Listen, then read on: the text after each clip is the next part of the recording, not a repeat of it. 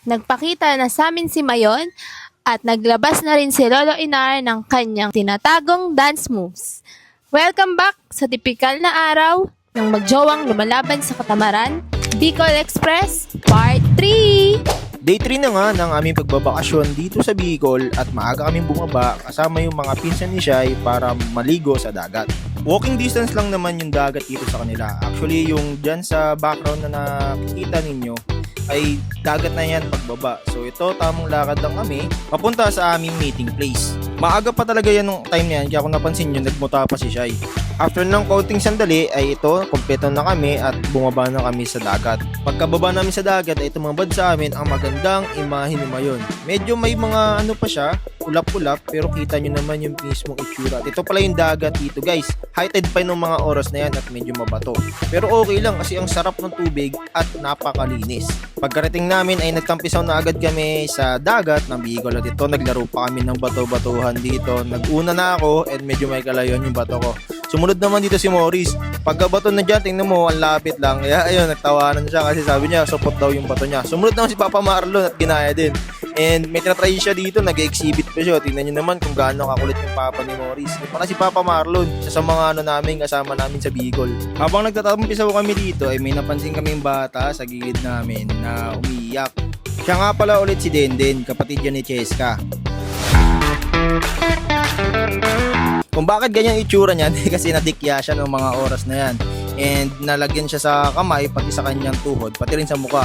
So sabi ng mga taga-lokal dito dapat daw pahiran ng buhangin o lagyan ng suka dun sa mga area na nalagyan. Kaya yun mo medyo malungkot siya dyan guys kasi di na siya sumulong dyan sa tubig kasi ang sakit daw tsaka ang update.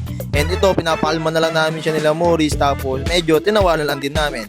And ito nga pala ulit si Brielle and dahil nga nadikya si Kuya Denden niya inis natatakot na siyang pumunta dito sa dagat. Pero ito naman si Ate Shai sumusuporta sa kanya at para mapakalma rin ng kanyang isip. And ito ulit si Mayon guys, ang ganda niya talaga tignan. And dito ang dala pala namin para sa aming tanghalian ay mga bangus na inihaw. May tilapia din dyan guys na tapos na rin ihawin. And ito dito sila, pumapapak sila dito ng mangga kasama si Munmun. And ayun, habang kumakain lang sila, ako tamang bantay lang. Ayun yung mga naunang ihaw. And last 3 na to guys para sa aming tanghalian. After nyan, and ito lablaban muna at enjoy sa aming nakikitang view ng Mayon. And ito si Morris gumagawa pa ng effects habang nagbibideo.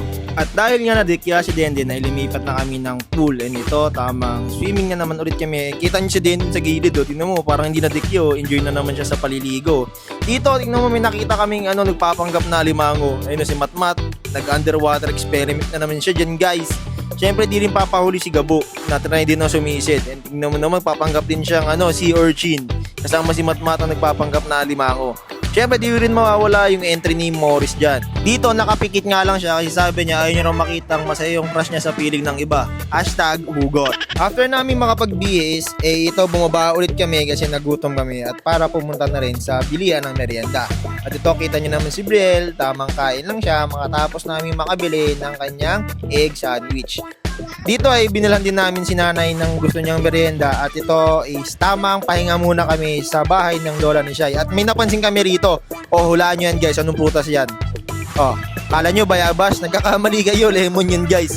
And napakalaki ng lemon nila. Tignan mo yung comparison ng kamay ko tsaka yung lemon. Hindi lang siya basta-basta lemon, kundi lemon! May dala rin kaming ganyan dito sa Manila at ito yon yung mga nakabalot na sa sala. And tignan nyo naman yung sukat nyan guys. So, parang kay Mito na guys, hindi na talaga siya lemon. Hindi siya yung typical na lemon natin dito sa Manila. And nung makauwi kami, ito tamang basketball muna ako. Kita nyo naman yung katawan nyan. Boom!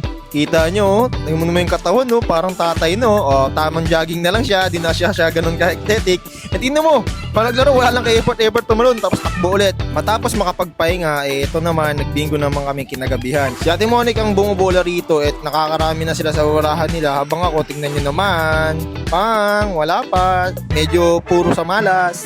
After namin magbingo, kinulit namin si nanay na sumama sa sayawan kasama yung mga kapatid niya. Ito nga pala si Lolo Inar. Siya yung pang-apat na kapatid ni nanay, tapos siya rin yung papa ni Ninong Rani. So kung mapapansin nyo guys, medyo madilim yung area na dinadaanan namin kasi hindi pa siya urbanized. So probinsya pa talaga siya kaya wala masyadong street lights.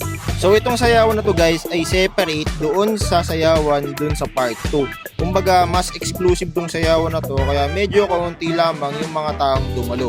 Pagkarating namin may nauna na palang kapatid dito si nanay at ito naghanap na lang kami ng area kung saan kami pwedeng maupo at panoorin kung paano sumayaw si Nanay Pe pati na rin si Lolo Inar. Kita nyo naman guys, umpisa pa lang ng sayawan ay nagsasayaw na kaagad sila at nagpapakita na sila ng kanilang sariling dance moves. Dito sa mga punto na to, ito nagwa-warm up na si Lolo Inar sa pagsayaw niya. Kita nyo naman no, yung traditional niyang pagsayaw, yung atras abante. At ito, sinubukan niyang ayain si nanay. Ito nga ay binubuyo na namin ni Shyla si nanay para samahan si Lolo Inar sa dance floor. At ayun na nga, tumayo na si nanay para sumayaw at ito, pinakita niya na yung dance moves na meron siya. Tino, nung una ayaw niya talaga sumayaw guys. Kita mo naman si nanay, sayaw na sayaw kasama ang kanyang mga kapatid. Dito lumapit na sa amin si Lolo Inar at tingnan mo naman, no, gumigiling-giling na siya.